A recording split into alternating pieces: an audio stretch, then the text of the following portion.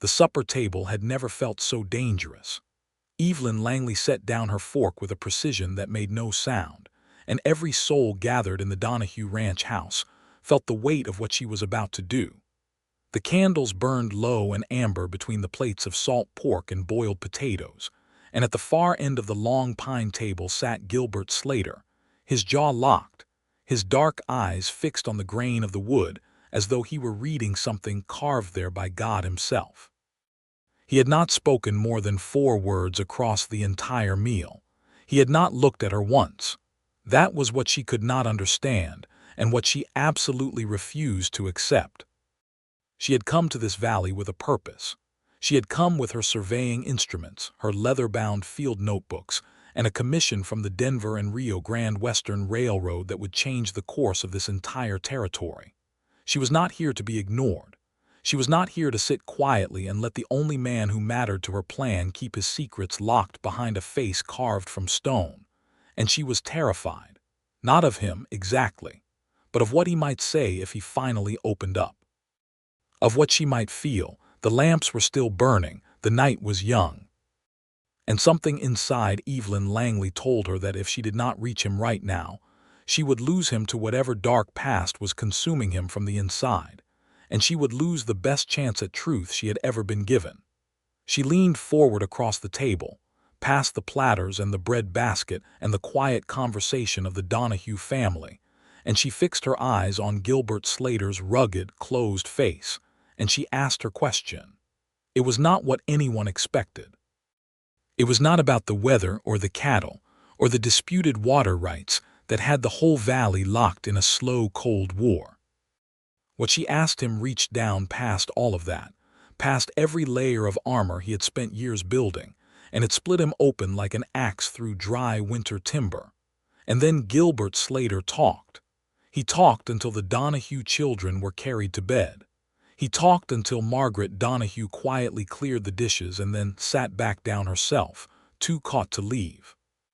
He talked until the candles burned to their stubs and had to be replaced, until the fire in the hearth dropped to coals, until the lamps began to gutter and dim.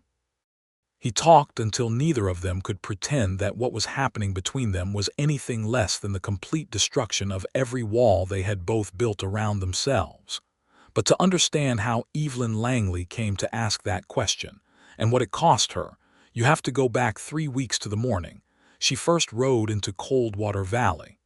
The year was 1882. Colorado Territory had been a state for 6 years, but the high valleys tucked between the San Juan Mountains still operated by their own laws, which were mostly the laws of whoever had the fastest horse and the steadiest nerve. Coldwater Valley was a narrow green corridor of grassland hemmed in on 3 sides by Red Canyon walls, and on the 4th by the Rio Oscuro, which ran cold and fast out of the snowpack every spring, and settled into a manageable brown ribbon by summer. There were 47 families scratching a living from the valley floor, 1 general store, 1 saloon that also served as a barber shop and an unofficial courthouse, and a post office that operated out of the back of a covered wagon that had never quite made it to California. Evelyn had read the survey reports on the train from Denver. She had her own opinions about them, which were largely that whoever had written them had either never set foot in the territory or had done their fieldwork blind and backwards.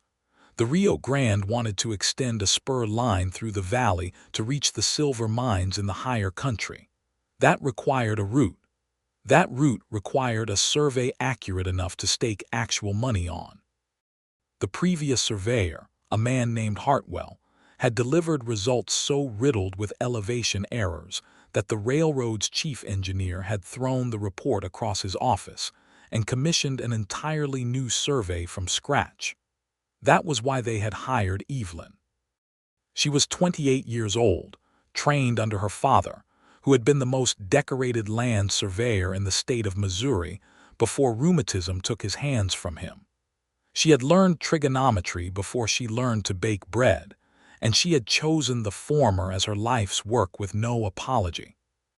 She carried a 36-inch theodolite in a custom-made case strapped to the mule behind her horse, and she knew how to use it with a precision that grown men with twice her years had publicly refused to believe until they watched her work. She had been doubted in 3 states. She had been dismissed, condescended to, and twice physically blocked from accessing sites she had a legal right to survey. She had prevailed every time. Coldwater Valley would be no different. She intended to be in and out in 3 weeks. Accurate benchmarks, cross-referenced elevation profiles, a recommended route that would actually hold up to engineering scrutiny. Clean, professional, done. What she had not accounted for was Gilbert Slater. She first saw him at the general store on her second morning in the valley. She was purchasing surveying stakes when the door opened, and the light from outside simply stopped, because a man filled the entire frame of it. He was tall in the way that means something, not just height but proportion, wide across the shoulders in a canvas work coat that had been washed and dried so many times the original color was a matter of speculation. He had dark hair that needed cutting, a jaw that looked like someone had taken pride in it, and eyes that were the specific color of deep river water, that gray-green that shifts depending on what the sky is doing. He bought flour and coffee and 3 boxes of .45 caliber cartridges without saying a word beyond what was necessary, and he was gone before Evelyn had finished counting her change. "Who is that?" she asked the storekeeper, a cheerful round man named Dillard. Dillard looked at her with a slightly wondering expression as though the question itself was remarkable. "That's Gil Slater. Runs the Slater spread up at the north end of the valley, has for 4 years now. He's not very talkative." Dillard laughed, and the laugh had layers in it that Evelyn did not fully understand yet. "Miss, Gil Slater is the most reserved man in this entire valley, and this valley has got some quiet people in it.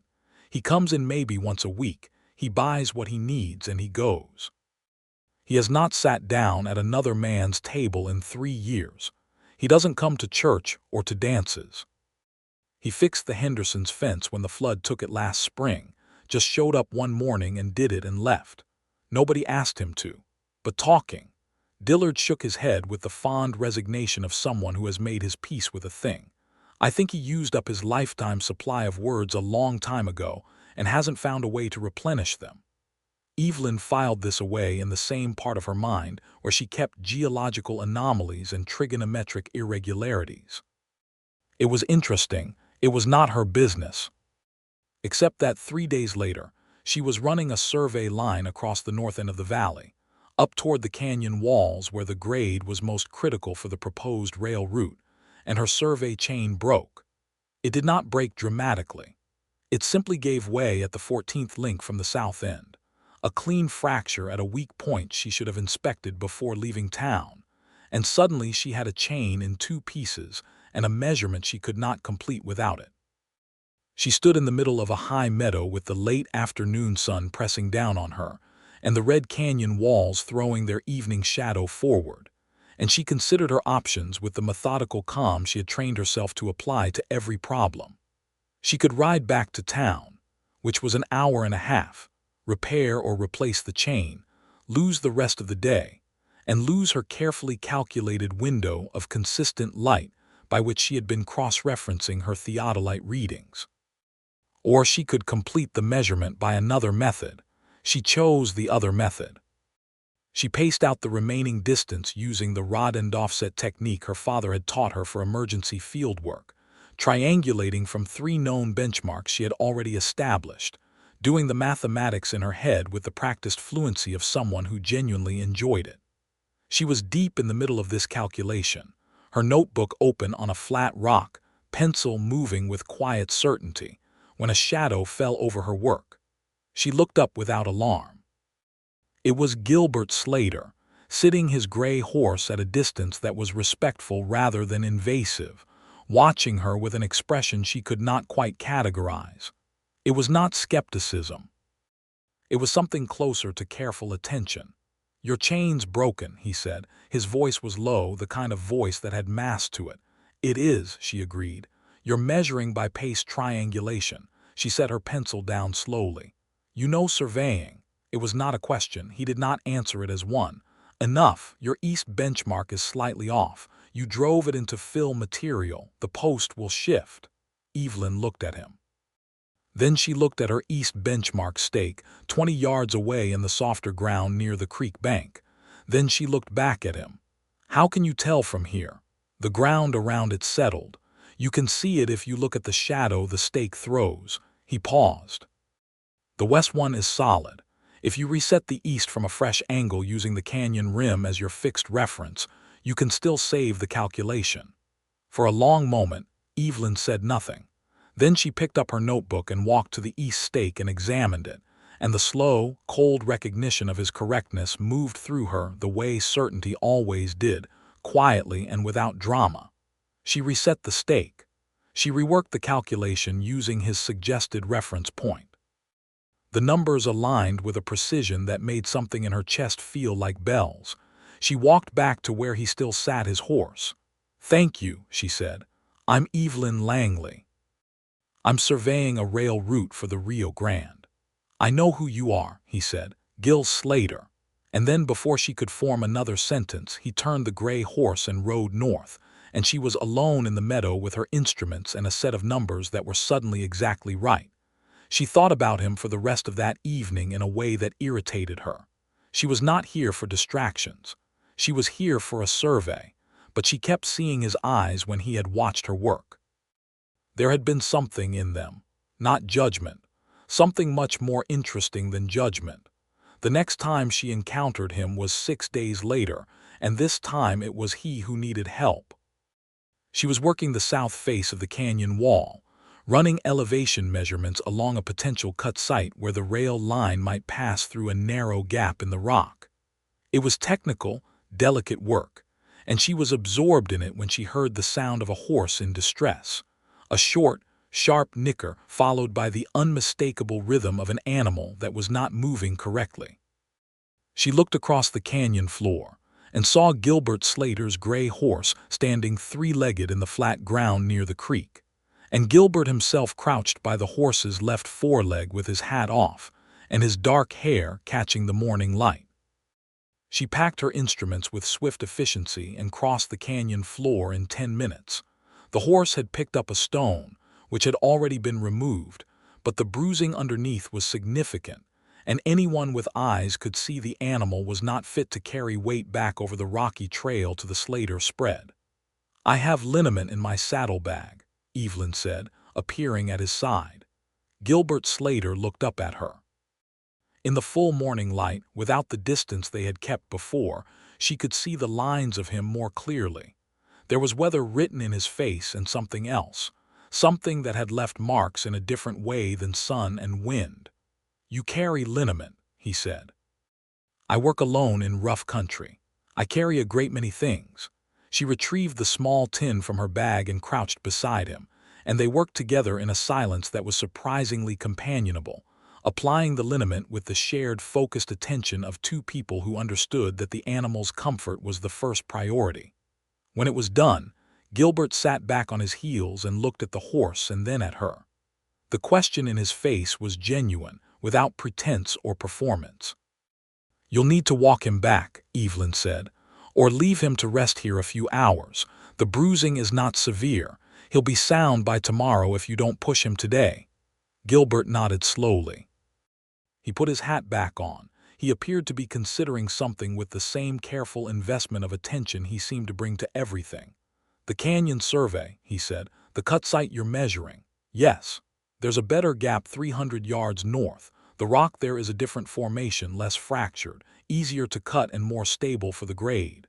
Evelyn looked at him steadily. "And you know this how?" For the first time she saw something shift in his face, not quite a smile. A reluctant nearness to one. "I quarried some of that stone when I was building my house. I know what the rock does at depth." She stared at him for a moment in which she genuinely reconsidered several things. "You quarried the stone for your own house. It was 4 years ago, cheaper than freighting timber, and you cut stone well enough to know the geological structure of the canyon wall." "Well enough." She stood up. "Show me the northern gap." He looked at his horse. "I'm walking." "So am I," she said. "I'll lead my horse alongside."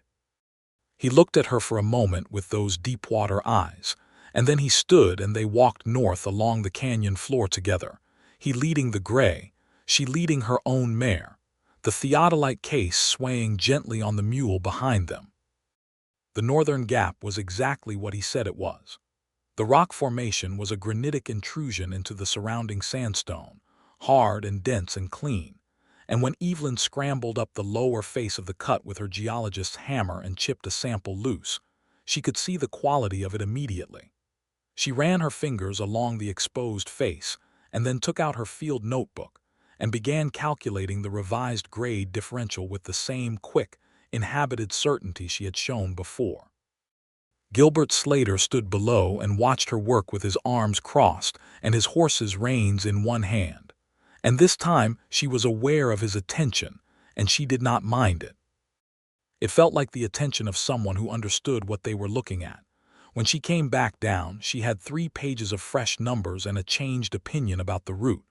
This saves the railroad approximately $4,000 in cutting costs and improves the grade stability by a significant margin, she said. Good, he said simply.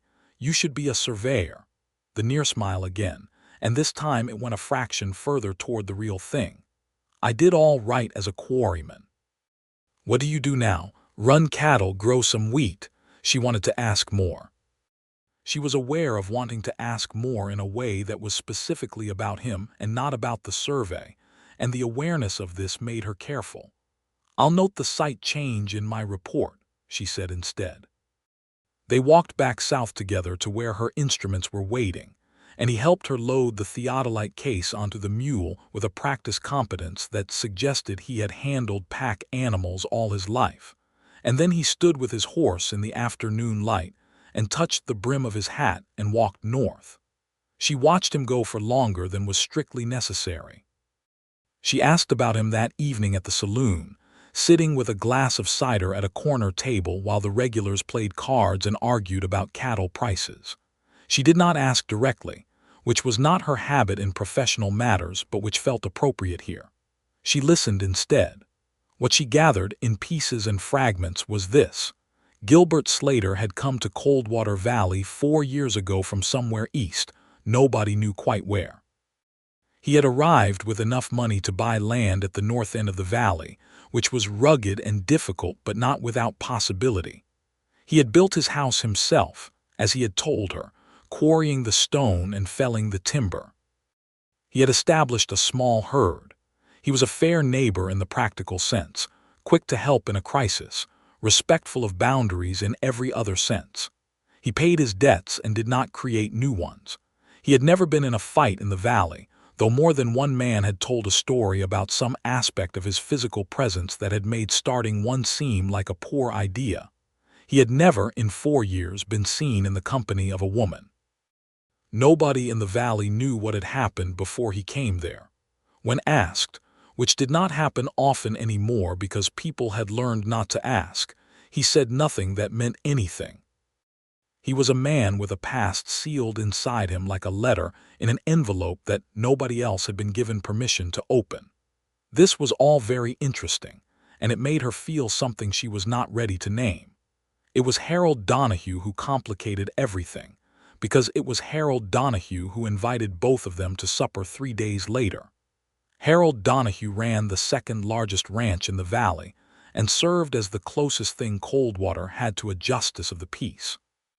He was a large, red-faced man of considerable good nature and persistent social instinct, who had learned within 24 hours of Evelyn's arrival that she was a woman of quality doing serious professional work, and had immediately decided she required a proper sit-down meal with proper company. He had also, apparently, decided that this meal required Gilbert Slater's presence. Evelyn learned this when the invitation arrived at her room at the boarding house. The note was in Harold's broad, looping hand, and it mentioned casually that several neighbors would be joining them, including Gil Slater, who Harold had personally persuaded to attend with what the note described as considerable effort. Evelyn read this twice. Then she looked at the ceiling of her room for a moment. Then she put the note in her field notebook and went back to her calculations. The supper was set for Thursday. In the 3 days between the invitation and the event, Evelyn completed the Northern Canyon measurements, established 4 new benchmarks in the valley floor, and rode the full proposed route twice, once south to north and once north to south, cross-referencing her readings with a methodical thoroughness that satisfied her professionally, even as something else in her refused to be satisfied. She was restless in a way she did not recognize in herself. She worked through the evenings by lamplight and slept in short, dense intervals, and woke earlier than she needed to. On Wednesday afternoon, she rode up to the north end of the valley for a benchmark she had not yet been able to establish, and she passed within sight of the Slater spread. It was not what she had expected. She had expected something functional and unbeautiful, the home of a man who had walled himself away from the world. Instead, the house was stone-built with a precision that was almost architectural, the walls plumb and the corners true, the mortar work clean and considered. There was a kitchen garden to the south side that was clearly tended with care, neat rows of beans and squash, and something that might have been herb. The barn was well maintained, the fence lined straight. There was a large willow tree at the east side of the house that had to be 30 years old, and in its shade someone had placed a wooden bench. She did not stop, but the image stayed with her as she worked, the stone house with its careful corners and its willow tree and its bench, and the man who had built all of it with his own hands and then sat inside it alone for 4 years. Thursday came. She put on her good dress, which was a deep blue wool that she had owned for several years, and which she wore primarily for professional meetings where appearance carried strategic weight. She pinned her dark hair up with a simplicity she had learned from her mother, and she rode to the Donahue Ranch in the early evening, as the sun was dropping behind the canyon walls, and the valley was filling with that particular amber and violet light that she had already come to think of as Coldwater's specific beauty. The Donahue table was long and covered in oilcloth, and set with Margaret Donahue's good china, which had come across 2 mountain ranges in a wagon and had arrived without a single chip.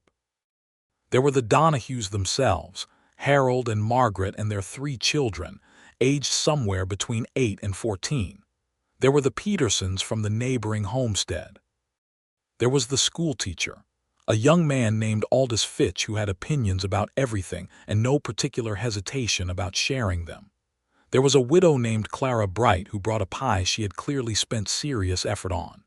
And there was Gilbert Slater, who arrived exactly on time, removed his hat at the door, accepted a seat at the far end of the table, and became immediately and completely still, like a large stone that has found its exact level. He wore a clean, dark shirt and his best coat, and Evelyn noticed both of these things in the first 2 seconds, and then directed her attention elsewhere with the focused deliberateness of someone managing a controlled reaction. The supper was generous and warm and loud with the comfortable noise of people who knew each other well. Harold told 3 stories, 2 of which were funny. Margaret kept everyone's plates full with a quiet efficiency that was its own form of hospitality. The schoolteacher had views on the territorial legislature. Clara Bright's pie was excellent. Gilbert Slater ate. He nodded when spoken to. He answered direct questions with the minimum number of words required. He did not initiate. He did not elaborate. He was entirely present and entirely absent at the same time, and across the length of the table, Evelyn watched this with a professional analyst's eye and a much less professional heart. She understood, suddenly and with a completeness that surprised her, that his silence was not emptiness. It was containment. Whatever was inside Gilbert Slater was not nothing. It was too much, held under enormous and constant pressure, and the silence was the pressure valve that kept it from becoming something he could not manage. She thought of the stone house with its careful corners. She thought of the quarried walls built by one man's hands over the long, cold months of a Colorado winter. She thought of the benchmark he had spotted from 30 yards away, and the gap in the canyon wall that he had known by the quality of the stone, and the way he had helped her load the theodolite case without being asked. And she picked up her fork and set it down again, and she asked her question. The table went briefly, completely quiet. Not from shock at the content of the question exactly, but from something in the quality of it, the directness, the genuineness. The question went through the noise and warmth of the supper like a tuning fork struck against the edge of a glass, clear and resonant and impossible to ignore. She had asked, "Mr. Slater, what is the thing you know most about in this world that nobody here has ever thought to ask you about?" Gilbert Slater raised his eyes from the grain of the table. He looked at her across the length of the supper cloth and the plates and the bread basket and the candles, and she looked back at him, and the eye contact lasted several seconds longer than social convention required. Then he began to speak. He started slowly, with the careful caution of a man opening a door he had not opened in a long time, checking the hinges first. He spoke about water, specifically about the hydrology of mountain valleys, about how the snowpack in the high country released its melt into the creek systems below, about the aquifer structure beneath Coldwater Valley's floor that he had mapped empirically over his 4 years there, by the behavior of his well and the seasonal patterns of the Rio Oscuro. He spoke about what the water table did in drought years and what it did in flood years, and what that meant for the land above it. And as he talked, something happened. The careful caution fell away, the door opened fully. And behind it was not a dark, empty room, but a man of extraordinary knowledge and experience and passionate, deeply held investment in the world he had built himself into. He talked about geology. He talked about the way the canyon walls had been formed by a sequence of geological events he had read about, and then gone out and verified against the physical evidence with his own eyes over years of careful observation. He talked about the timber line on the high country above the valley, and what it told you about the soil, about the rock beneath the soil, about the history of fire and regrowth in the mountain ecosystem. He talked about the mathematical relationship between a valley's width and its drainage capacity, and what that meant for flood risk. And he cited numbers from memory with a fluency that made Aldous Fitch, the schoolteacher, go gradually and completely silent with his fork halfway to his mouth. He talked about stone. He talked about the properties of different formations, the way granite behaved under compression versus the way sandstone did, the specific fracture patterns that made one quarry site viable and another a liability. He talked about how he had calculated the load-bearing requirements for his own house walls and cross-checked them against the engineering manuals he had sent away to Denver for. Margaret Donahue quietly cleared the supper dishes. The children were carried to bed, the younger ones already asleep, the oldest one quietly allowed to stay because she was watching Gilbert Slater with the fixed attention of someone witnessing something she had no category for yet. The candles burned down and were replaced. Harold Donahue, who was not a man given to long stretches of listening, listened. Clara Bright's hands folded in her lap and stayed there. And Evelyn Langley listened with everything she had, every instrument of her mind fully engaged and fully present, her notebook not open because this was not that kind of recording, because what was being said required the full and undivided attention of a human being rather than the partial attention of a person who was also writing. He talked about the rail survey. He had been thinking about it, she realized. He had been thinking about it since the day he had spotted her broken chain from 30 yards away and ridden over to help. He had been running his own calculations in his head against the data she had, and what he had concluded about the optimal route involved a set of grade considerations that she had not yet worked out but that were, she saw immediately, completely correct. He reached the end of that particular thread and then went quiet for a moment, and the table was silent around him, and he seemed to realize all at once how long he had been talking, because something moved through his face that was close to alarm. He looked at the guttering lamps. He looked at the faces around the table. He looked at Evelyn. "I apologize," he said. "I've kept you all far past a reasonable hour." "You have not," Evelyn said, with a firmness that left no room for argument. "Not one person at this table would agree that you have." The murmur of assent from the Donahues and Peterson and Fitch and Clara Bright was immediate and genuine. Gilbert Slater looked at Evelyn, and what was in his face in that moment she would think about later, in the privacy of her boarding-house room, for a very long time. It was the expression of a man who has been seen, fully and without flinching, for the first time in years. It was gratitude and bewilderment and something raw at the edges, something that had been locked in the dark for so long it did not quite know how to exist in light yet. He left shortly after, with a brevity that was not rudeness but was the instinct of a man who had used more of himself than he had planned and needed to find his way back to solid ground. He shook Harold's hand and nodded to the others and put on his hat. At the door he paused. He turned and looked at Evelyn. "The benchmark you set on the east side of the third meadow," he said. "Check the leveling rod in the morning. The ground there has a slight magnetic anomaly from the iron content in the rock. Your compass might give you a false reading." She stared at him. She had not told anyone about that benchmark. She had said it yesterday morning alone. "How do you know about the magnetic anomaly?" "My compass has been lying to me there for 4 years," he said. "I mapped it." And then he was gone, into the dark outside, and the night closed behind him like water. In her room that night, Evelyn sat at the small desk by the window and looked at the dark valley and the stars above the canyon rim and thought about a man who had mapped a magnetic anomaly for 4 years because his compass was lying to him, and had never told anyone, and had told her. She went to the third meadow benchmark in the morning with a sun compass, which uses the position of the sun rather than magnetic north, and the reading was 3 degrees different from her original. 3 degrees. Over the distances she was working, 3 degrees was significant. He had just saved her survey. She rode north. The Slater spread in the morning light was even cleaner and more precise than she had seen it in passing. She dismounted at the gate and tied her horse to the post and walked to the door and knocked. He opened it almost immediately. He was in his work clothes and his hair was damp, which meant he had been up for hours already, and he looked at her with an expression of genuine surprise that was the most unguarded she had yet seen on his face. "The sun compass reading," she said, 3 degrees off. "You were right." He nodded slowly. "That changes 2 of my benchmarks and requires me to rerun 3 of my elevation profiles." "Yes," he said. "It's also, potentially, the reason Hartwell's survey was wrong.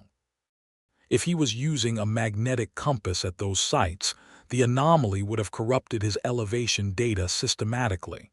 Something kindled in his eyes. "I thought that too," he said, "but I never met Hartwell." "He's back in Denver being wrong about other things," Evelyn said, and something in the dryness of it made the corner of Gilbert's mouth move. "Do you want coffee?" he said. She had not been expecting that. She looked at him for a moment. "Yes," she said. "Thank you." She sat at his table, which was solid pine built with the same precision as everything else he had made, and he set a coffee cup in front of her and poured from a pot on the iron stove. And then he sat across from her, and they talked about the magnetic anomaly and its implications for the survey with the shared excitement of 2 people who both loved the intellectual pleasure of a problem being correctly understood. He had a bookcase. She noticed it on her second time looking around the room, because the first time she had been taking in the general quality of the space, which was spare and clean and entirely functional, with everything in it serving a purpose.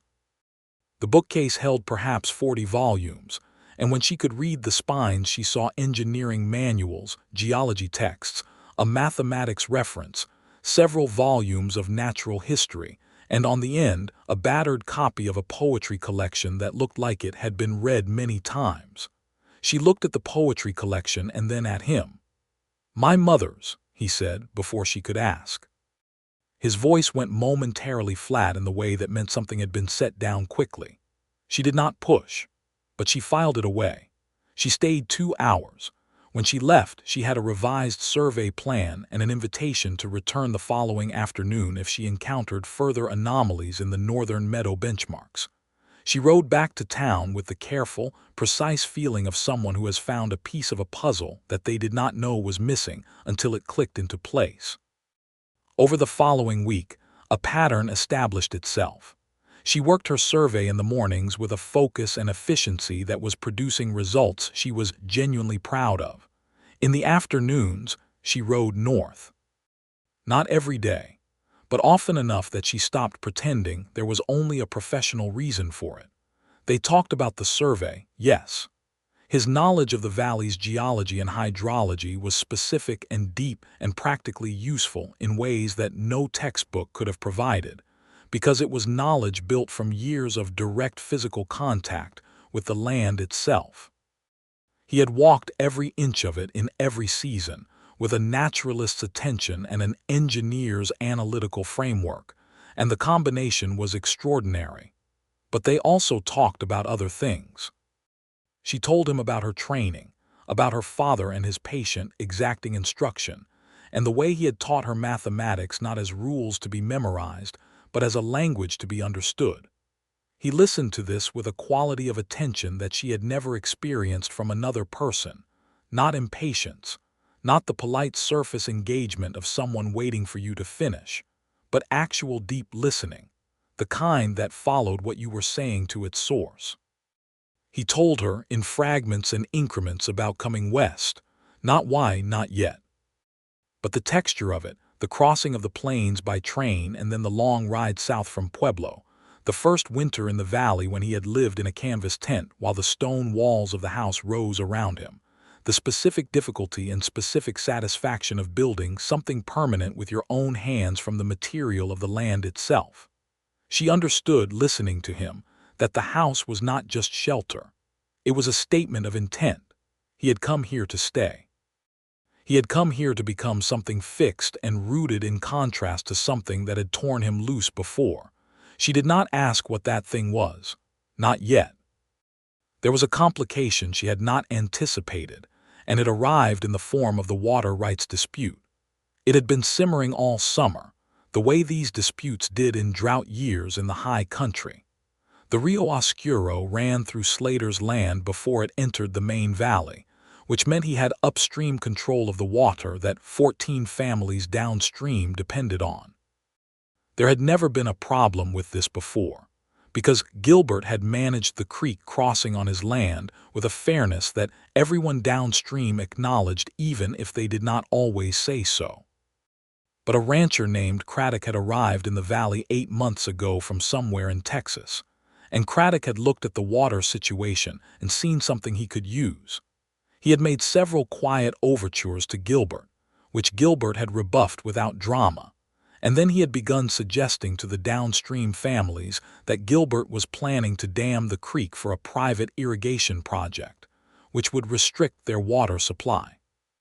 This was false, as Evelyn knew, because she had been mapping the creek precisely, and had seen that Gilbert's land management was, if anything, more protective of the downstream flow than the original natural creek bed would have been. He had cleared a debris blockage 2 seasons ago that had actually increased downstream flow. But Craddock was persistent and plausible, and the downstream families were anxious about water in a drought summer, and anxiety makes people susceptible to stories that confirm what they fear. She found out about the full shape of the dispute from Harold Donahue on a Wednesday afternoon, and what Harold told her made her sit very still for a moment and then ask several precise questions. What she learned was that Craddock was not just interested in stirring up resentment. He had filed a motion with the Territorial Water Commissioner in Pueblo, claiming prior appropriation rights to the Rio Oscuro that predated Slater's land purchase, and he had submitted documents in support of this claim that Harold, who had seen a copy, said appeared official but felt wrong. Wrong how? Evelyn asked. Harold rubbed his forehead. The dates don't match up with when any of us arrived here. Craddock wasn't in this valley 4 years ago. Nobody was except Gil. Evelyn asked to see the documents. Harold looked at her with the expression of a man who is simultaneously uncertain of the protocol and clear about who the most competent person in the room is. He produced copies. She read them at Harold's kitchen table with a methodical thoroughness that took 40 minutes and produced 2 pages of notes in her own hand. What she found was a trap that was well constructed, but not quite well enough constructed to survive close examination, because the person who had built it had not anticipated that anyone in Coldwater Valley would be able to read a survey document with the precision required to identify its internal inconsistencies. The documents referenced boundary lines and elevation datums that were, Evelyn could see immediately, drawn from the same faulty Hartwell survey that the railroad had already discredited. Craddock's claimed prior appropriation was mapped to coordinates that, when correctly calculated using accurate survey data, placed his supposed upstream point not on the Rio Oscuro at all but 300 yards east of it, in a dry wash that had no flow for 8 months of the year. The trap was that the fraud had been hidden inside the same error that had made everyone else's maps wrong. If you used the bad survey, the documents looked plausible. If you used the accurate survey, which only now existed because Evelyn was conducting it, the documents collapsed. She went to Gilbert that evening. He opened his door and looked at her, and saw immediately from her face that something had changed. He stepped back and let her in, and she spread her notes on his table next to his kerosene lamp, and showed him what she had found, walking him through it with the same precision she would have used presenting findings to a railroad engineer, except that she was aware of him across the table in a way that had nothing to do with engineering. Gilbert looked at the documents and her notes and was quiet for a long time. His jaw was set in a way she recognized by now as the physical expression of intense internal processing. Then he looked up at her. "You can prove this," he said. "With the accurate survey benchmarks and the correct coordinate calculations, yes. The claimed appropriation point is on dry ground. It has been dry ground since the original land patents were filed. The documents are fraudulent on their face if you use correct data. The hearing with the water commissioner is in 3 weeks, he said. I know. I need the survey complete before then." She paused. "My survey is already more than sufficient for the railroad report. What I'm proposing is a separate addendum that specifically addresses the water rights coordinates. That goes to the commissioner with my professional certification attached to it." He looked at her for a moment with the steady, deep attention that she had come to think of as the most serious compliment he knew how to pay. "This isn't your problem," he said. "This isn't your survey." "No," she agreed. "But fraud committed against a man who has been nothing but honest with his neighbors, and with me is my problem if I have the tools to address it and choose not to." She met his eyes. "I don't walk away from problems I can solve, Mr. Slater." He was quiet for another moment. Then, with the same deliberate care he brought to everything, he said, "Why are you doing this, Miss Langley? The real reason." The question landed between them with a weight that was about much more than the water rights, and they both knew it. Evelyn held his gaze. She had spent years learning to be precise, and precision served her now. "Because you are a good man who has been wronged by a scheming one," she said, "and because I have the specific skill to stop it, and because—" She paused, and the pause was shorter than she would have liked but longer than she intended, "because I find that I care what happens to you." The kerosene lamp threw warm gold across the table between them. Outside, the night wind was moving through the willow tree, and the sound of it reached them both. Gilbert Slater looked at her with an expression she had not seen on his face before. It was not the careful containment or the near smile or the deep analytical attention. It was something much more open than any of those, and it was the most undefended she had ever seen him. "I have not been easy to know," he said. His voice was lower than usual. "No," she agreed, "but you have been worth knowing." His hands, she noticed, were flat on the table, not fidgeting because she had never seen him fidget. But there was a tension in them that was different from his usual stillness. He was pressing them against the wood as though the table were an anchor. "3 years ago," he said, and then stopped. She waited. She was very good at waiting when waiting was the right thing. "3 years ago I had a partner in this ranch, my wife." The word landed carefully with the precision of someone who has learned to handle something fragile. She died of typhoid. We'd been here 1 year. The house was barely finished." Evelyn said nothing, but everything in her went very still. "She was the only other person who knew what was in that bookcase," he said, with a gesture toward the shelves. "She was the only other person I'd found who was interested in the same kinds of things, who thought the same way." He looked at his hands. "After she was gone, I decided that was going to be the last of that kind of thing, that I was going to run the ranch and keep my own company and not put myself in the way of losing someone again." "That sounds very lonely," Evelyn said. "It was manageable," he said, and there was such an honest precision in the word manageable, not fine, not good, but manageable, that something in her chest pulled tight. "And then you saw my survey chain break," she said. He raised his eyes. "And then I saw your survey chain break." The silence between them was the specific kind that is not empty but full, the way a held breath is full.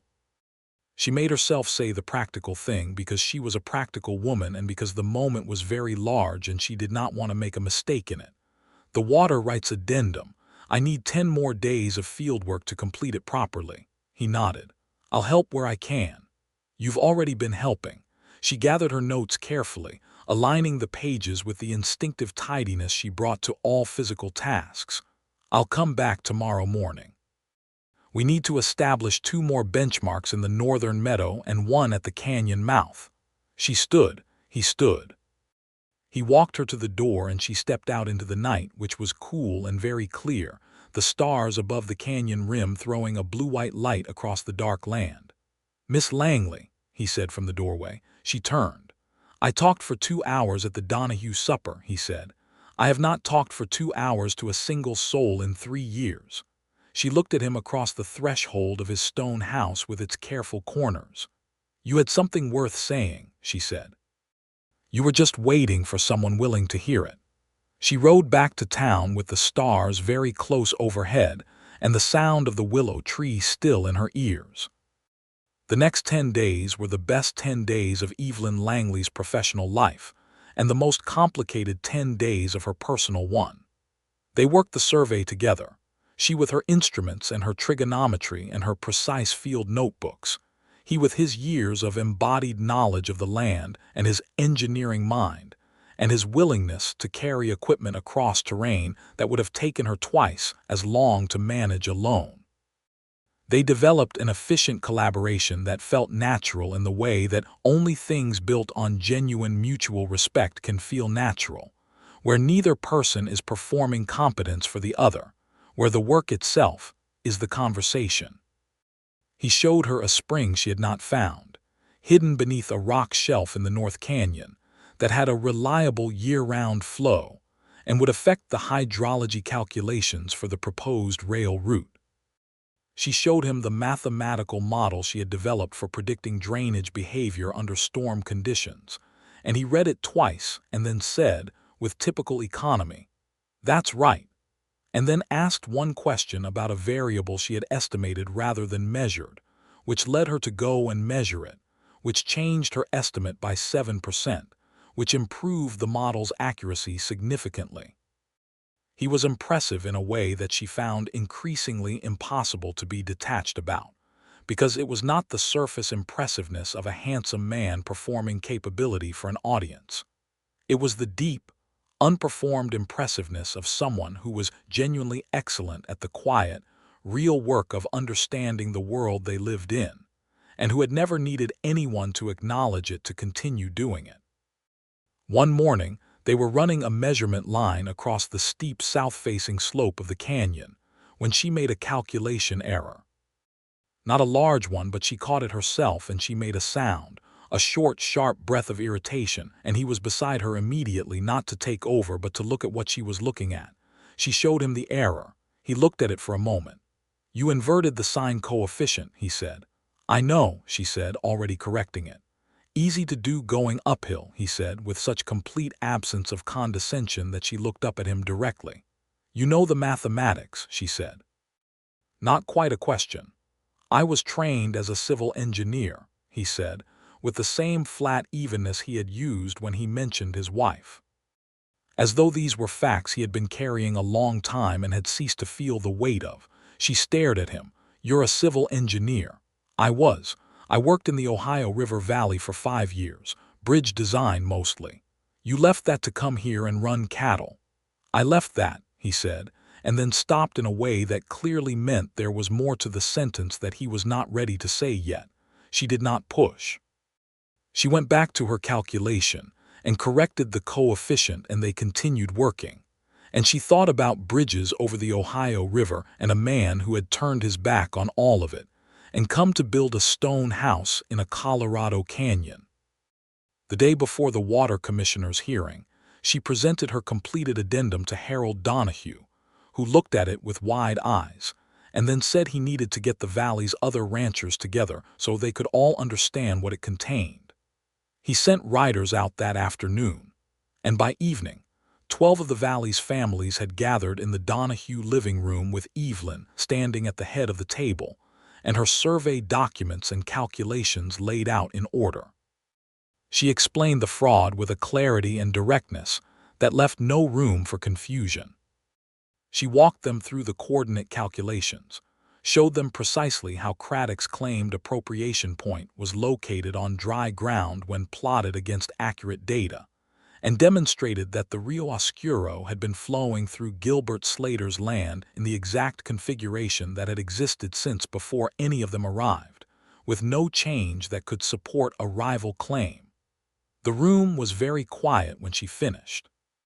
Then a man named Buford Peterson, who was one of the most skeptical of the downstream ranchers, said, "So Craddock was using Hartwell's bad survey to hide the fraud." "Yes," Evelyn said. "It was a sophisticated approach. Without an accurate survey to compare against, it would have been very difficult to identify the error. With the accurate data, it cannot survive 5 minutes of scrutiny. And you have the certification to present this to the commissioner." "Yes. My professional certification from the State of Missouri Land Survey Board, my commission from the Denver and Rio Grande Railroad, and full documentation of my methodology. The commissioner can have any of it independently verified." Another silence. Then Harold Donahue said, "Gil, you knew about this." Gilbert Slater was standing near the back of the room, which was where he had positioned himself when the group gathered, as he always did in groups, at the edge rather than the center. He had his arms crossed and his hat in his hands. "I knew about the fraud," he said. "Miss Langley found the specific proof." Harold looked from one of them to the other with the expression of a man who is perceiving several things at once and is gracious enough to keep most of them to himself. "Well," he said, "I think we owe Miss Langley a considerable debt." "It's my job," Evelyn said. "The accurate data exists. Using it to correct a fraud is not a favor. It's just the right application of the work." But she was aware, saying this, of Gilbert across the room, and of the look he was giving her, and it was the look from the Donahue supper table again, the undefended one, the one that was about being seen. The hearing was in Pueblo, which was a day's ride south. Harold and 2 of the other ranchers rode with the documents, and Evelyn rode with them because her testimony as the certifying surveyor might be required.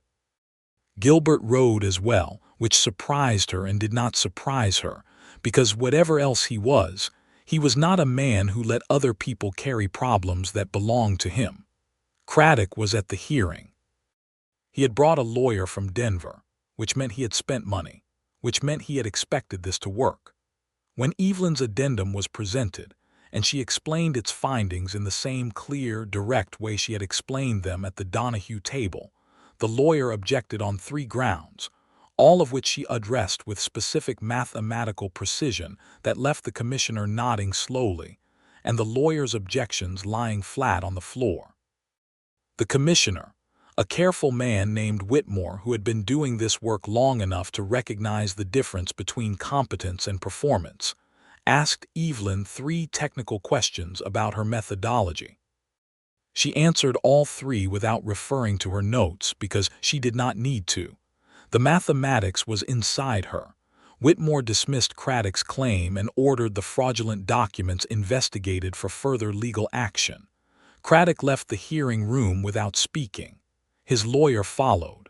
The door closed behind them and the room breathed out.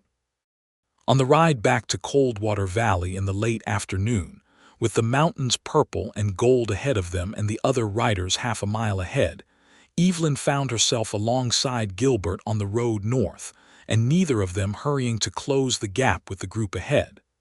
"You were extraordinary in there," he said. He said it the way he said everything important, simply and without excess, as though it were a fact he had verified and was now reporting.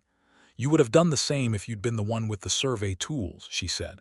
"I didn't have the survey tools. You did." She looked at him across the width of the road. The late light was on the side of his face and it showed the lines there, the ones that were weather and the ones that were something else. "What was her name?" Evelyn asked. "Your wife." He looked at the road ahead for a moment. "Helen," he said. "Helen Slater. She was from Ohio. She was a school teacher. She sounds remarkable." She was. A pause in which the horse's hooves kept rhythm on the packed dirt. "She would have liked you," he said. "She would have liked you enormously. She had no patience for people who couldn't think clearly, and you think more clearly than almost anyone I've met." Another pause, shorter.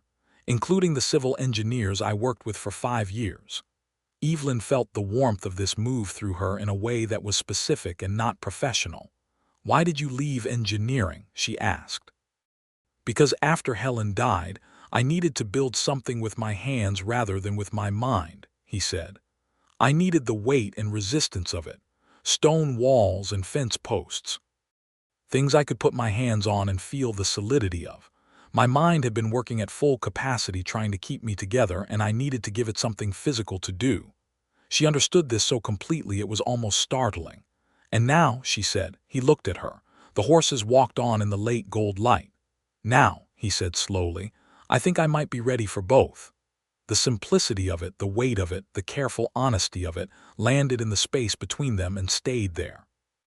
They rode back into Coldwater Valley with the other riders ahead, and the stars beginning to come out above the canyon rim, and neither of them spoke again. But the silence was entirely different from every other silence he had ever kept. It was not containment. It was not absence. It was the silence of two people who have said a very large thing, and are now living in the world that the saying of it has made. She finished the survey in the last days of August. The railroad's addendum was complete and technically flawless, and the water rights addendum had already served its purpose in Pueblo. She had enough data to write a report that would change the Rio Grande's routing decisions for this region, and not incidentally, save the railroad enough money in construction costs to make her commission look very modest indeed. She sat at her boarding house desk the evening before she was due to leave and looked at the dark valley through her window, and felt the specific weight of a decision she had been not quite making for several weeks. She had a life in Denver. She had a boarding house room there, and a professional reputation that was growing steadily, and clients who were waiting on her return. She had her father in Missouri, whose hands were too bad for field work but whose mind remained exactly as sharp as it had ever been, and who she wrote to every week and visited when she could. She had a carefully constructed independence that she had built the same way Gilbert had built his stone house, piece by piece, with intention, making it strong enough to withstand weather. She had not planned to want to stay anywhere, certainly not in a narrow valley in the Colorado mountains. Certainly not because of a man who had spent 3 years in voluntary silence. But the valley was extraordinary, in the specific way of places that combine geological drama with human-scale beauty. And Gilbert Slater was extraordinary in a way that she did not think she was going to find again.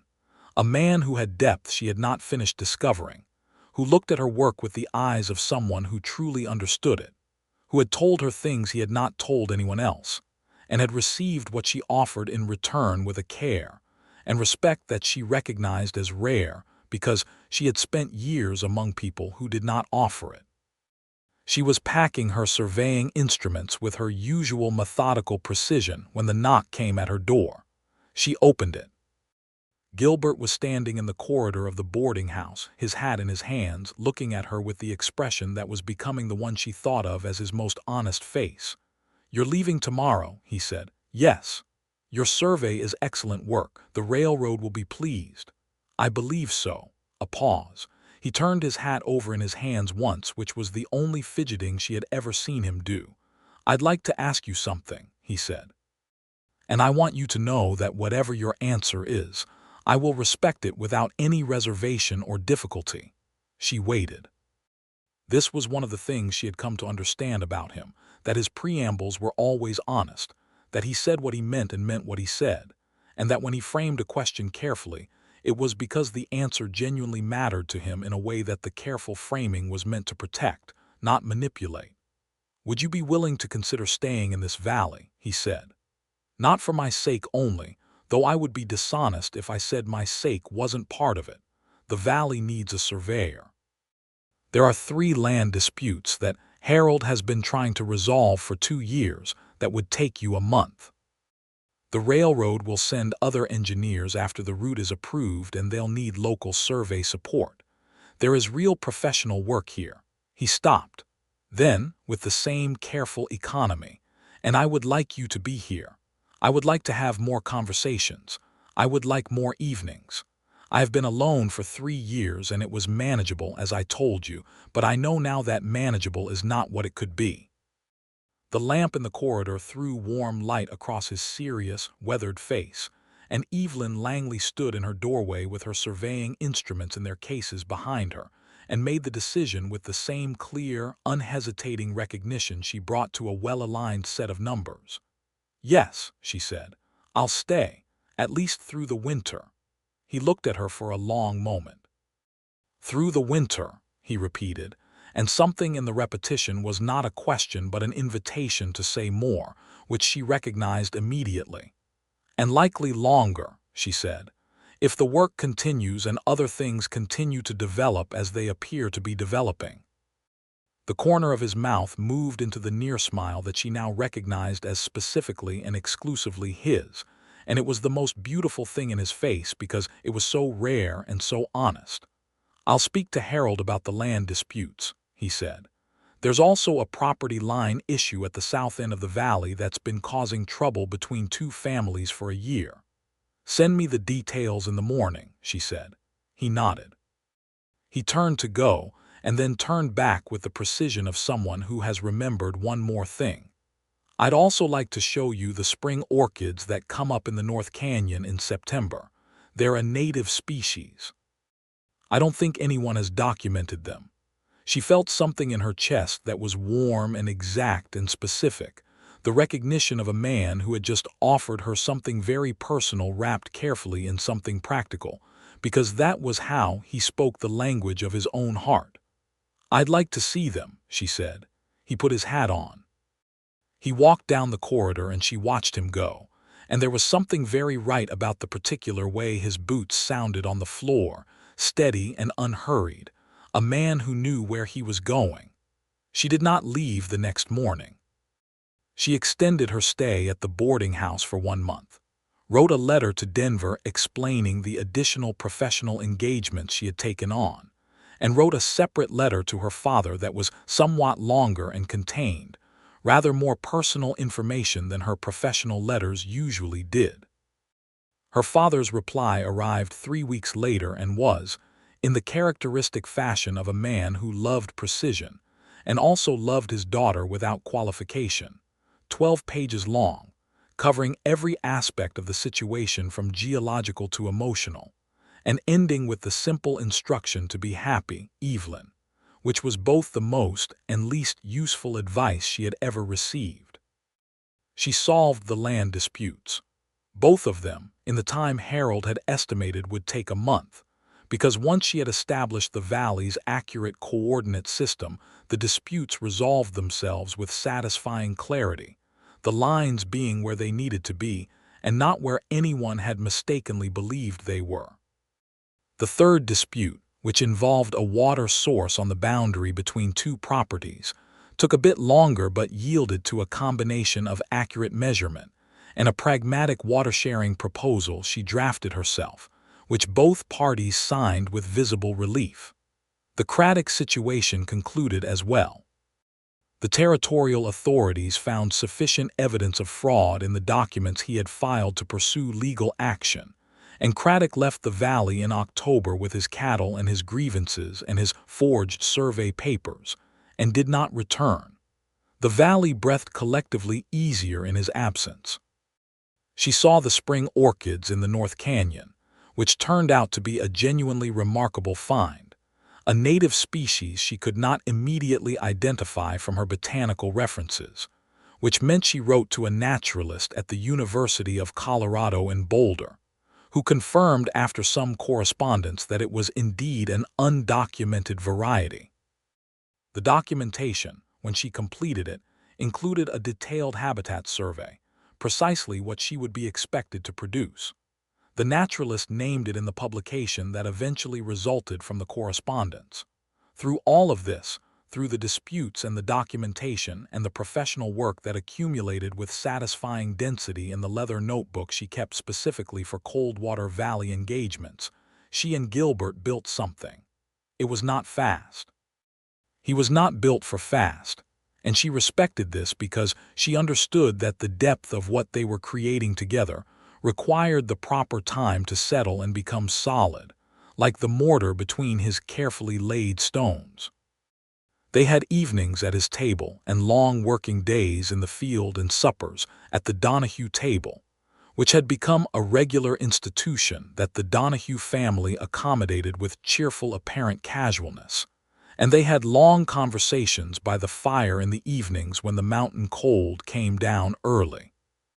Conversations that wandered from geology to engineering to the mathematics of music, to the philosophy of natural systems, to the specific small details of their respective childhoods in Missouri and Ohio that were both different and strangely similar.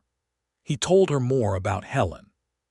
He told her about the grief, not with the flat economy he had used at first, but with the honesty of someone who has found a person safe enough to be honest with, and she received it with the same quality of full, unperforming attention he had shown her from the beginning. She told him about the difficulties of her professional life, the years of being dismissed and doubted, the exhausting vigilance required to maintain her standing in a field that had not been designed with her in mind. He listened to this with a jaw set in a very particular way that she recognized as outrage held under control by the same discipline that kept everything else about him contained. "You should not have had to fight that hard," he said once, with a quietness that had steel in it. "No," she agreed, "but fighting that hard made me very good." He looked at her with the deep-water eyes. "You were always going to be very good. The fighting was an extra tax on someone who was already excellent." This simple statement of fact, offered without performance or condescension, in the kitchen of a stone house in a Colorado canyon on a Tuesday evening in October, was the moment Evelyn Langley acknowledged to herself with complete clarity that she was wholly in love with Gilbert Slater. She did not say this immediately. It was still October. There was time, and the time was right to spend on the building rather than the announcement. But November came, cold and clear, with the first snow on the high peaks, and the aspen stands below the timberline going gold and then bare. The railroad survey report had been delivered, reviewed, and approved, and the Rio Grande's chief engineer had written Evelyn a letter expressing professional appreciation of a warmth that was unusual in his generally terse correspondence. The recommended route, including the northern canyon gap that Gilbert had identified, had been adopted as the primary engineering plan for the spur line extension. Her father wrote and asked when he might expect to meet the man mentioned with such notable frequency in his daughter's letters. She was sitting at Gilbert's table reading this particular letter when he came in from the afternoon work, smelling of cold air and horse, and the specific outdoor smell of a man who spends most of his daylight hours in the high country. He saw her expression and poured 2 cups of coffee and sat down and asked, with the simple directness that was one of the things she loved most about him, "What is it?" She put the letter on the table between them. He read it. He set it down. "Your father wants to meet me," he said. "He does." A pause. He wrapped both hands around his coffee cup. Evelyn. The use of her first name was itself a kind of statement because he had been careful with it, had used it sparingly and with intention from the first time she had asked him to, and whenever he said it there was a quality in the saying of it that she felt rather than heard. "I'm going to tell you something," he said, "and I want you to hear all of it before you respond." She set down her own cup and gave him her full attention. "I built this house to last," he said. "I built it with the intention of living here the rest of my life, alone if necessary, because that seemed like what was available to me. And I was at peace with that, or close enough to peace that I had stopped examining the difference." He looked at his hands, then back at her. "And then you came here and asked me one question at supper that no one had ever thought to ask me, and you listened to my answer for 3 hours without once looking at the clock. And you found the fraud in Craddock's documents because you have the specific skill to find it, and you chose to use it because it was right, not because it benefited you. And you documented orchids in my canyon that nobody else ever looked for. And you have been in this kitchen more evenings than I can count, and every single time you leave, the house feels less like a house and more like just walls." He stopped. He looked at her with the most unguarded face she had ever seen on any human being. "I'm not at peace with the alone anymore," he said, "and I don't want to be careful about it. I'd like you to stay, not through the winter, not provisionally. I'd like you to marry me if you're willing. I'd like you to bring your instruments and your notebooks and your father's poetry and whatever else you have, and I'd like to build something with you that uses both our minds the way the survey work did, which is better than either of us working alone." The kitchen was very quiet. The fire made its small, steady sound. Evelyn looked at him across the table, across the coffee cups and the letter from her father and the lamp throwing its warm circle of light between them. "Yes," she said. "With the condition that my work continues. The survey commission, the professional practice, all of it."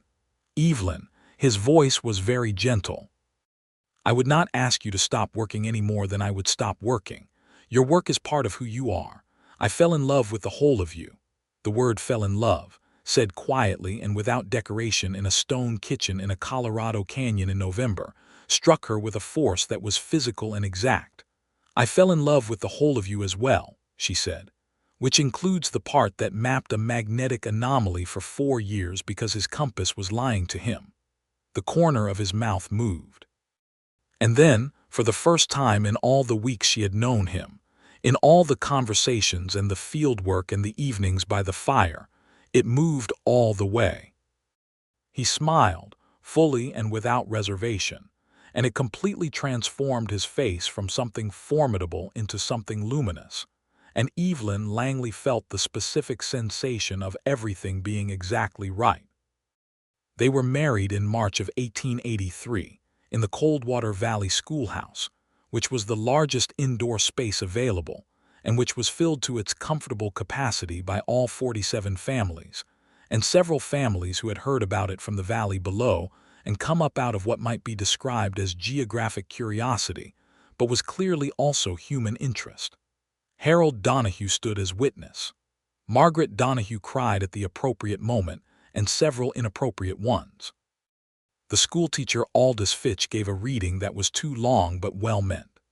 Evelyn's father came from Missouri, which required 3 days of travel and the endurance of the mountain cold, and stood in the front row with the expression of a man seeing his most deeply held hopes given physical form. And afterward he took Gilbert's hand and held it for a moment, and said, in the low, particular voice of a man who does not waste words, "Take care of her mind as well as her heart. They're equally important and equally extraordinary." And Gilbert, who was already the only man in Evelyn's professional life who had ever fully understood this, said simply, "Yes, sir, I know." She moved into the stone house. Her instruments went in the corner room that caught the east light, where she set up a proper survey office with a drawing table Gilbert had built for her over the winter, precise to the half-inch, with a tilting surface and a built-in straight-edge track. Her field notebooks went on the shelf beside his engineering manuals and his geology texts and his mother's poetry collection. Her father's last letter, the one he wrote before the wedding, sat folded inside the cover of her field journal as it would for the rest of her working life. She continued her survey practice and expanded it. The railroad spur line construction began in 1884, and having the certifying surveyor in residence in the valley proved enormously valuable to the project engineers, who came to rely on her local knowledge and her technical precision in roughly equal measure. She ran surveys for 4 additional counties over the following 3 years, becoming known throughout the region as the most accurate and most reliable survey contractor in the southern Colorado mountains.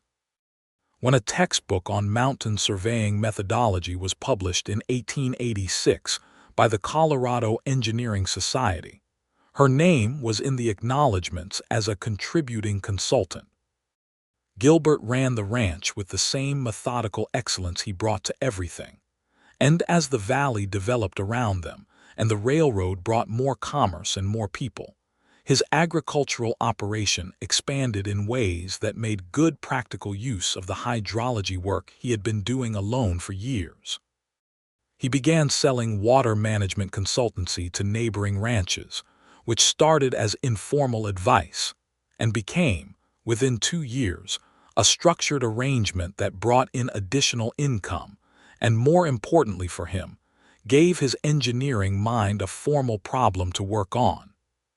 He also fixed the schoolteacher's chimney, helped 3 families rebuild after the spring floods of 1884, surveyed the new school building site using techniques Evelyn had taught him, and became, in the way of people who have been alone a long time and then find their way back to community, quietly and steadily embedded in the life of the valley in ways that had nothing to do with talking and everything to do with showing up. He was still the quietest man in the valley. This did not change, and it was not required to change. The difference was that the quiet was no longer sealed. People knew now that there was something behind it worth the patience it took to reach.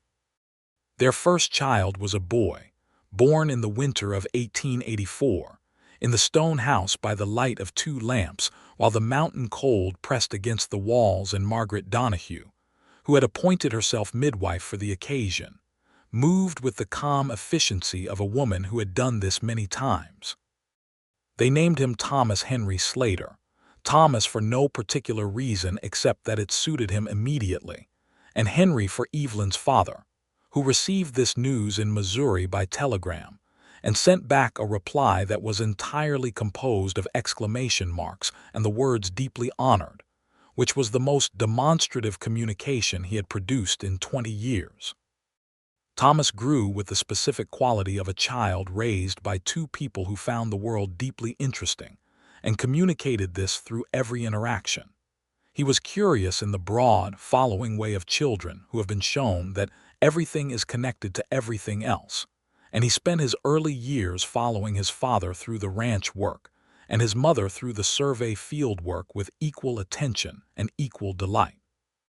A second child came 2 years later, a girl they named Clara after the widow who had brought the excellent pie to the Donahue supper and who had become a genuine friend to Evelyn in the years since.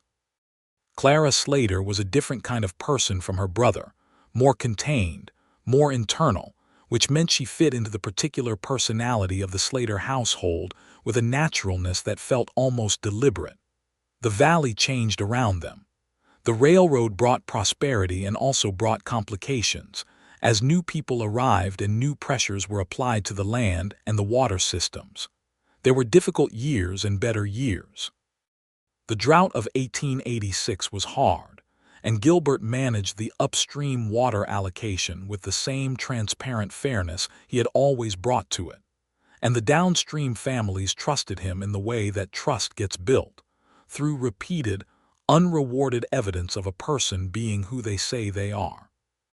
Craddock's legal troubles caught up with him in 1885, and the territorial court's verdict on the fraudulent water rights claim was widely reported in the regional newspapers, with a specific mention of the survey evidence that had exposed the fraud. Evelyn's name appeared in print as the surveying professional whose accurate work had made the legal case possible. Harold Donahue cut the article out of the newspaper and pinned it to the wall of his general office with a pride that was not diminished by the fact that it was not his own accomplishment.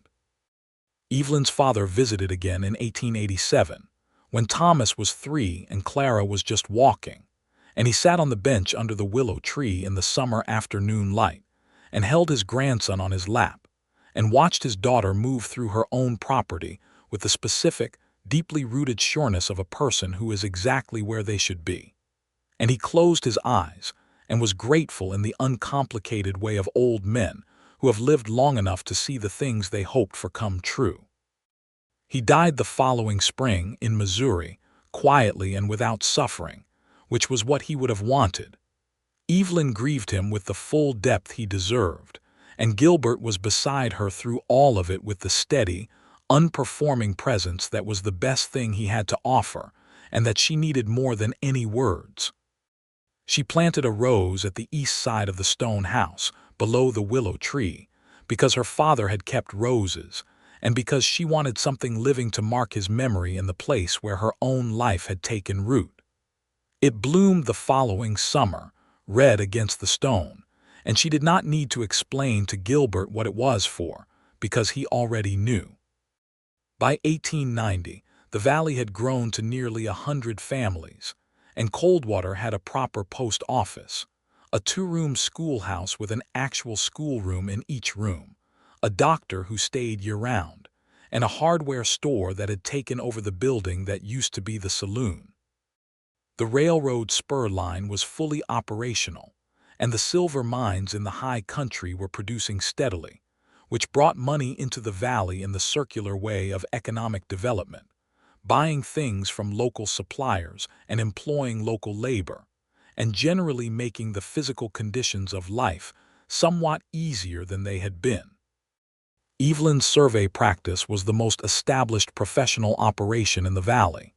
She had, by this point, trained 2 young men as survey assistants, which she had done with the same patient, demanding exactness her own father had used, and which had produced 2 surveyors who were genuinely competent and who attributed that competence entirely to her. One of them, a young man named Willis, told her in his 3rd year of working for her that she had changed the way he thought about mathematics entirely, that he had believed it was a collection of rules, and she had shown him it was a language, and she recognized in this her own father's words and felt, in the recognition, a specific and quiet joy. Thomas Slater, at 6 years old, had already begun to learn basic survey concepts from his mother. He could read a compass correctly, had been shown the theodolite and understood its basic function, and had his own small field notebook in which he drew maps of the ranch with a child's energetic approximation of precision. His father watched this with the expression that Evelyn had come to think of as his most private happiness, the expression of a man who had been given back things he had stopped believing he deserved. Clara, at 4, was at this point primarily interested in the horses and in the kitchen garden, which she had claimed as her particular domain, and in which she applied a thoroughness that was entirely her father's. She could already identify 4 different vegetable plants by their seedling stage, which Evelyn found genuinely impressive and said so, and the directness of the compliment and the specificity of it were received by the small person in the garden with the exact satisfaction of a child whose intelligence has been accurately recognized. One evening in September of 1890, Gilbert and Evelyn sat on the bench under the willow tree as the late light moved across the canyon walls, and the valley below was going golden and dim. The children were inside. The rose at the corner of the house had finished its 2nd season, and the canes were beginning to look established in the way of perennial things, finding their place in the soil. He had been quiet for a while, which was never something to misread in him, and she sat beside him and watched the canyon walls and waited because she was still, after all these years, the best waiter she knew. "Do you remember the Donahue supper?" he said. She turned to look at him. The evening light was on the side of his face, and it showed every year of him, and every year was part of what she loved. "I remember it exactly," she said. I was terrified of that question, he said, before I answered it. I sat there for a moment and I thought, if I answer this, something will change. I knew that, I just didn't know what the change would be. And now you know what it was, she said. Yes, he said. He reached over and took her hand with the simple, unhurried certainty of a man who has been doing this long enough that it is both familiar and never ordinary. It was everything, he said. The change was everything. She turned her hand in his. The willow tree moved in the evening breeze. Somewhere inside the house, Thomas was asking Clara to stop putting rocks in his boots, and Clara was responding with the dignified silence of someone who denies nothing and admits nothing. You are still the most reserved man in this valley, Evelyn said. Almost certainly, he agreed. But you talked until the lamps went low, she said. That night, you talked until I could see all of you. He looked at her steadily. You asked the right question, and you gave me the truest answer. The canyon walls were dark now, and the first stars were appearing above the rim, and the stone house behind them was warm with lamplight through the windows, and the rose canes rested against the wall below the willow in the particular piece of things that have found their right place in the world. The bench that had sat under the willow tree for years before she arrived, placed there by a man who had built everything himself and sat in it alone, held them both now with the settled ease of good wood that has been used for its intended purpose. She had come to this valley with a theodolite and a broken survey chain and no expectation beyond the professional. She had found benchmarks in unexpected places. She had corrected errors left by lesser work. She had surveyed the country with the precision and joy that was the best of who she was, and the country, in the specific form of a reserved man with deep-water eyes and a stone house and 4 years of hard-earned wisdom about the land, had surveyed her in return with equal attention and equal precision. They had both taken accurate measurements. They had both found the true lines of each other. And what they had built from those accurate measurements, in the years since one question at a supper table had opened a door that neither of them had fully expected to find, was exactly what the best survey work always produces: a true and lasting account of the ground they stood on, and a reliable guide for all the country still ahead. The stars came out fully above the canyon rim. The valley below was quiet and dark, and full of the lives of people living their own complicated stories with whatever skill and courage they possessed. Thomas's voice came through the window, having escalated to the formal register of a child who is making an official complaint, and Clara's dignified silence had apparently been replaced by something louder.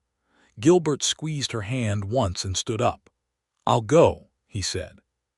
She watched him cross the threshold of the stone house he had built, into the warm light of the lamps that were still burning, into the noise and life that the silence had eventually made room for, and she stayed on the bench under the willow tree a moment longer with the stars above the canyon, and the rose at the corner of the wall, and the specific, entirely completed feeling of a life that has arrived exactly where it was always going.